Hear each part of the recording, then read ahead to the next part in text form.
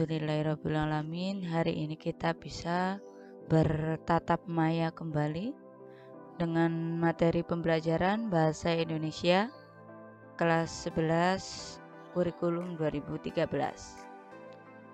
Oke, sebelum kita mulai belajar, mari kita berdoa terlebih dahulu supaya apa yang kita pelajari bermanfaat untuk kita semua.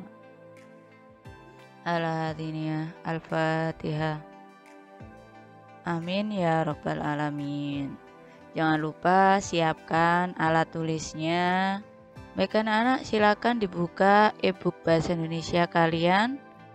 Kita akan melanjutkan pembelajaran sebelumnya. Hari ini kita akan mempelajari kaitannya dengan menganalisa struktur dan kebahasaan dari teks prosedur. Langsung saja kita loncat ke halaman 23 tentang menganalisis struktur dan kebahasaan teks prosedur. Nah, dari kita mempelajari materi ini diharapkan nanti mampu mengungkapkan kembali struktur teks prosedur dan mampu mengungkapkan kembali unsur kebahasaan dari teks prosedur. Oke, lanjut ke kegiatan yang pertama, yaitu mengungkapkan kembali struktur teks prosedur. Pada dasarnya, kalian harus mengingat setiap teks memiliki struktur masing-masing dan memiliki karakteristik atau ciri masing-masing, sehingga bisa membedakan antara jenis teks satu dengan teks yang lainnya. Kali ini kita akan mempelajari kaitannya dengan teks prosedur. Masih ingat teks prosedur itu apa kemarin? Ya, tentang bagaimana cara membuat atau menggunakan sesuatu secara bertahap atau memiliki cara-cara atau tahapan-tahapan di dalamnya. Lanjut saja. Teks prosedur itu bisa ditemukan di mana saja, di mana tempat. Bisa dicari di internet, kemudian di majalah, di koran. Yang kaitannya dengan apa? Kaitannya dengan tutorial. Misalkan tutorial memasak, tutorial bermake up dan lain sebagainya. Itu pasti semuanya menggunakan jenis teks prosedur. Oke anak-anak sekalian, ini coba dilihat ya. Untuk teks prosedur ini memiliki struktur ya. Strukturnya ada 3. Yang pertama yaitu tujuan, yang kedua ini ada langkah-langkah atau petunjuk, dan yang ketiga itu simpulan atau penegasan ulang. Kita bahas yang pertama, tujuan. Nah, setiap teks itu pasti memiliki tujuan. Nah, dalam teks prosedur, isi daripada teks prosedur itu juga memiliki tujuan masing-masing, yaitu capaian akhir di dalam pembuatan teks prosedur. Misalkan kaitannya dengan tutorial membuat kue. Ya, capaian akhir nanti membuat kue yang bagaimana? Kalau membuat kue kan umumnya secara umum kan mengubah sesuatu bahan mentah menjadi bahan jadi ya. Tapi di sini misalkan kalau membuat kue brownies. Nah, ciri khas tujuan dari kue brownies itu apa? Disebutkan di dalam pengantar atau tujuan dari teks. Ini ada contoh kaitannya dengan kiat berwawancara kerja. Nah, pendahuluannya bagaimana? Ya, ini memberikan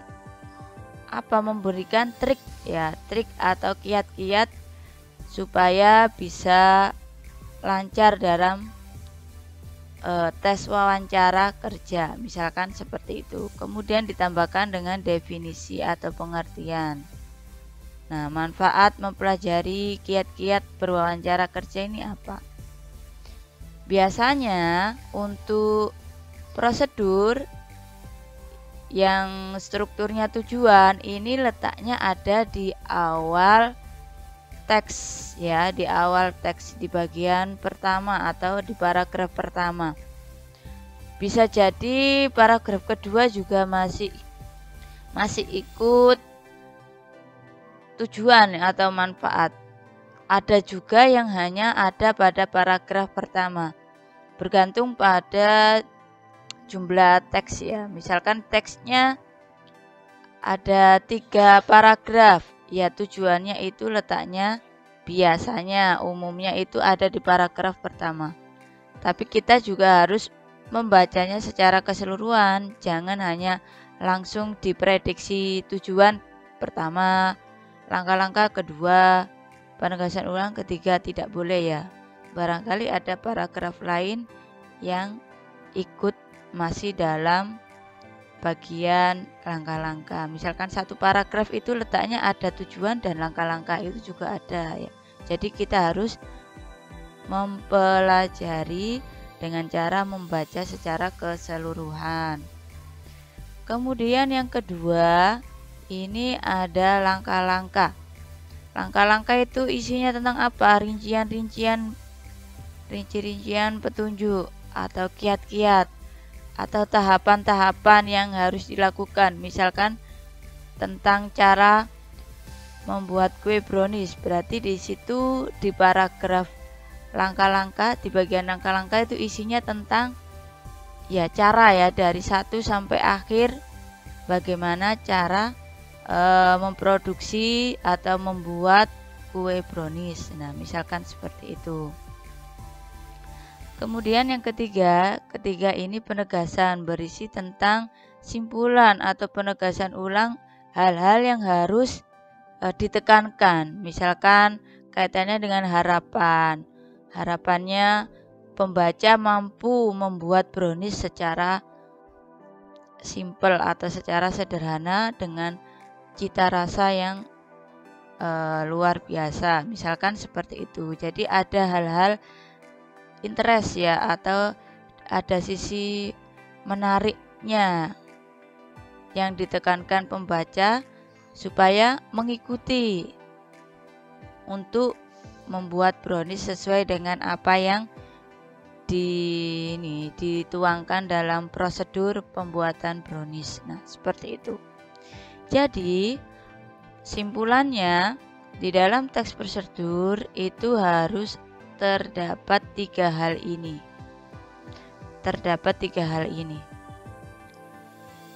Ini sebuah pertanyaan, ini adalah jika itu melakukan atau menggunakan sesuatu ya. Kalau kita membuat sesuatu, berarti kita membutuhkan alat dan bahan. Itu diletakkan di mana? Di bagian apa alat dan bahannya? Diletakkan di bagian apa alat dan bahannya? Diletakkan di bagian di bagian ini setelah tujuan. Nah, tujuannya ini kemudian ada alat dan bahannya diletakkan di ini antara tujuan dan langkah-langkah. Ini masuk alat dan bahannya. Untuk alat dan bahannya ini masuk dalam bagian tujuan dari struktur teks prosedur ya. Jadi nanti kalau untuk jenis membuat sesuatu harus dicantumkan alat dan bahan pada bagian tujuan. Nah, ini jadi setelah tujuannya, kemudian alat dan bahan, setelah itu langkah-langkah dan penegasan ulang. Ya, kalau membuat sesuatu ditambahkan 4, yaitu yang kedua ada alat dan bahan setelah bagian tujuan. Oke, dari sini ada yang ditanyakan? Kalau tidak, kita melanjutkan. Nah, ini ada contoh, salah satu contoh kiat menata rambut pendek. Nah, ini masuk dalam jenis teks prosedur apa? Membuat, melakukan, atau menggunakan? Ya, melakukan sesuatu. Karena apa? Menata rambut. Ya. Jadi di sini ada prosedurnya, nomor 1 caranya, kemudian ini nomor 2 menggunakan produk styling, blow dry, kemudian ada tambahkan kesan bervolume. Nah, silakan dibaca secara keseluruhan ya. Kemudian kita lanjut pada materi yang kedua, yaitu unsur kebahasaan dari teks prosedur. Apa saja unsur kebahasaannya?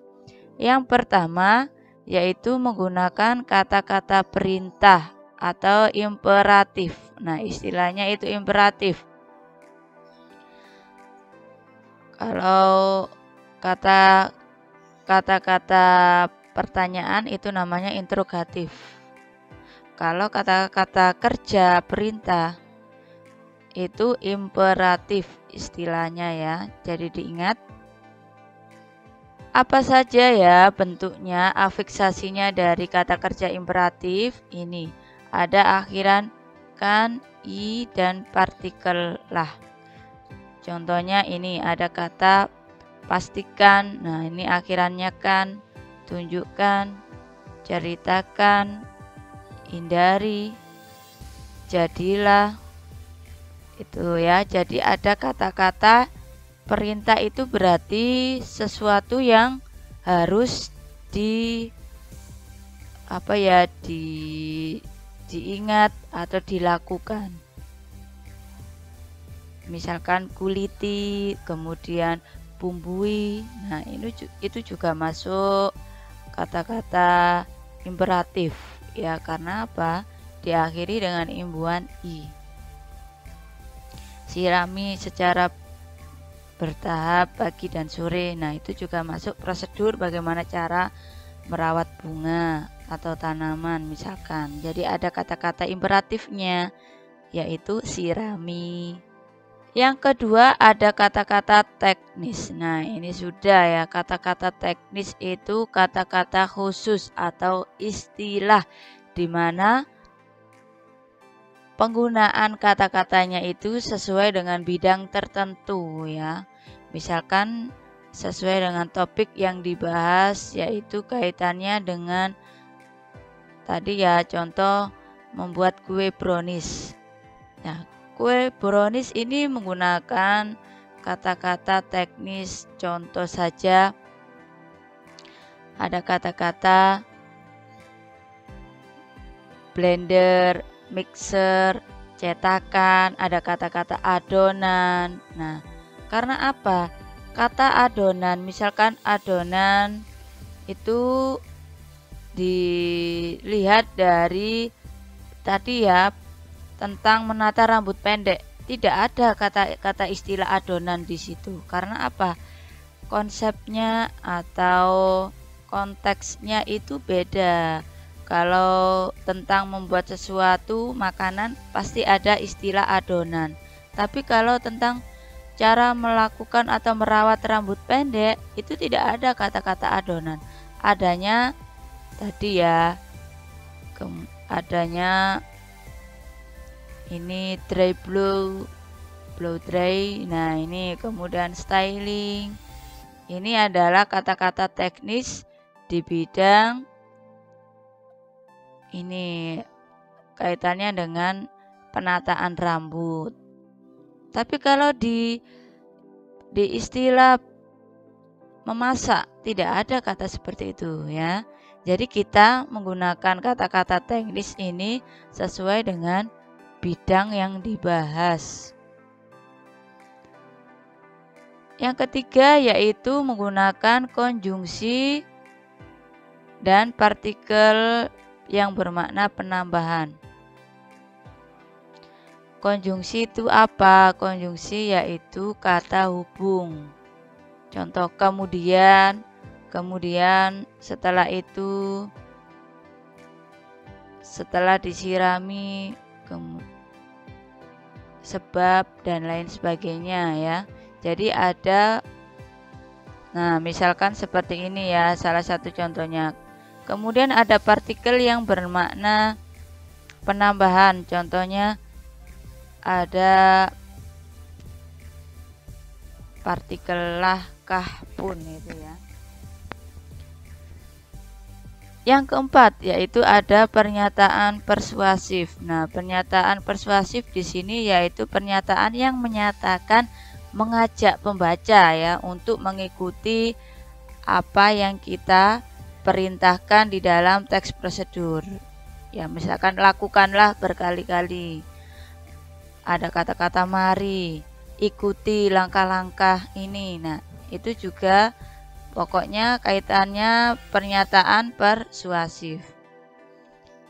Selanjutnya ya, apabila prosedur itu berupa resep dan petunjuk penggunaan alat, akan digunakan gambaran terperinci tentang benda dan alat yang dipakai, termasuk ukuran, jumlah, dan warna. Misalkan tuangkan 1 saset bla bla bla misalkan. Nah, itu adalah ukuran. Ukurannya apa? Menggunakan ukuran saset. Kalau jumlah, misalkan ambil bawang merah 5 butir.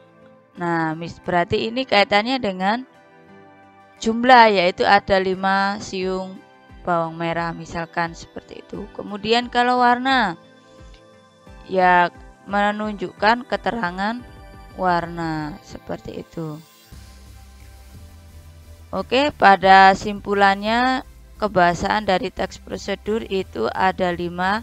Yang pertama ada kata kerja imperatif, kemudian yang kedua ada pernyataan persuasif, ada kata teknis, ada konjungsi penjumlahan, dan ada deskripsi alat ya digambarkan. Misalkan saja tentang gunting ya.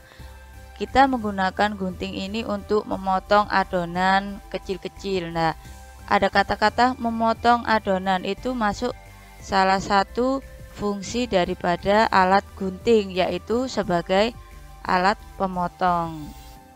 Seperti itu. Oke, untuk kaidah kebahasaan ada yang ditanyakan, nanti silakan ditanyakan di kolom komentar ya. Nah, untuk bisa memahami kaitannya dengan kebahasaan, mari kita analisis kalimat-kalimat berikut ini ya, dari A sampai E. Kira-kira dari A sampai E ini mana pernyataan yang menggunakan kata kerja imperatif? Tadi kata kerja imperatif itu apa? Yaitu kata-kata perintah ya. Sekarang yang A, banyak sahabat sangat menyenangkan. Nah, ini masuk ada kata-kata imperatif enggak? Tidak ada, karena dia tidak ada kata-kata yang ada akhiran kan, akhiran i, dan akhiran partikel lah. Ya, ini ada menyenangkan, tapi ini akhirannya kan dan me. Jadi dia ini bukan termasuk kata kerja imperatif. Kemudian yang kedua, perlu kesantunan di dalam menjalin komunikasi. Nah, kesantunan dalam menjalin komunikasi. Apakah ada kata-kata imperatif? Ada kata kerja imperatif? Coba dicari. Nah, untuk yang kedua, sekarang apa tadi? Perlu kesantunan di dalam menjalin komunikasi. Apakah ini termasuk dari terdapat kata-kata imperatif? Ya, termasuk ya pernyataan persuasif, imperatif maksud saya. Mana kata kuncinya yang menunjukkan kata-kata imperatif? Dari perlu kesantunan di dalam menjalin komunikasi, yaitu ada kata perlu. Dia di sini menunjukkan bahwa adanya perintah ya, kalau kita itu perlu santun dalam berkomunikasi. Selanjutnya yang ketiga atau C, berarti ini masuk ya, yang ketiga, yang kedua ini masuk karena ada kata-kata perlu ini. Yang ketiga, sangat berkesan apabila bertemu dengan seorang sahabat lama. Ini masuk informatif, imperatif, atau interrogatif. Kalau interrogatif bukan ya, karena bukan kalimat pertanyaan. Kalau ini imperatif masuk enggak? Tidak masuk, karena ini adalah sebuah pernyataan informatif, ya, ungkapan. Kemudian yang D, yaitu sering terjadi salah pengertian apabila kita bertegur sapa dalam bahasa yang berbeda. Nah, ini juga masuk informatif, ya, bukan imperatif, karena berisi tentang sebuah ungkapan. Sekarang yang ke E. Orang seringkali tidak percaya diri kalau harus berkenalan dengan orang lain. Nah, mana yang menunjukkan kata-kata imperatif? Ada atau tidak? Ya, ada, yaitu kata harus. Nah, kata harus ini menunjukkan sebuah perintah, ya. Kalau harus berkenalan dengan orang asing. Nah, jadi di sini ada dua yang menunjukkan kata-kata imperatif. Nah, ini kok tidak ada imbuhan kan, i, atau partikel lah. Nah, itu salah satu, ya, jika ada kata-kata yang membutuhkan imbuhan menunjukkan imperatif.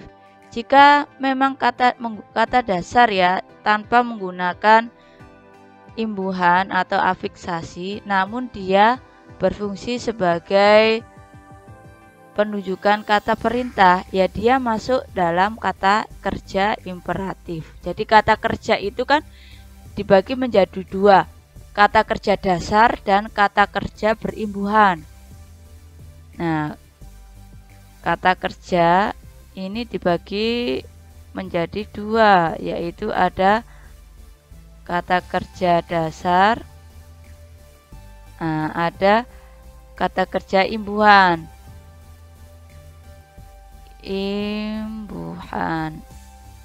Nah, kalau kata kerja dasar, ya, contohnya seperti ini.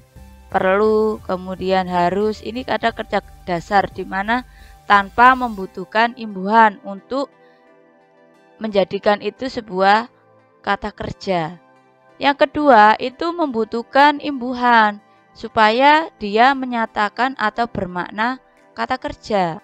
Jadi tanpa diberi imbuhan, dia kurang adanya fungsi daripada kata kerja imperatif itu atau kata kerja perintah. Seperti itu. Oke, dari sini dapat dipahami, ya. Nah, ini ada beberapa topik 1 sampai 5. Nah, silakan misalkan coba cari saja, ya. Pelajari secara individu. Misalkan kamu mengambil topik nomor 1. Silakan browsing di internet kaitannya dengan mengatasi kemalasan dalam belajar. Nah, silakan di browsing, dicari, kemudian silakan dibaca teksnya. Teksnya dicari, di copy paste, kemudian disalin di Word.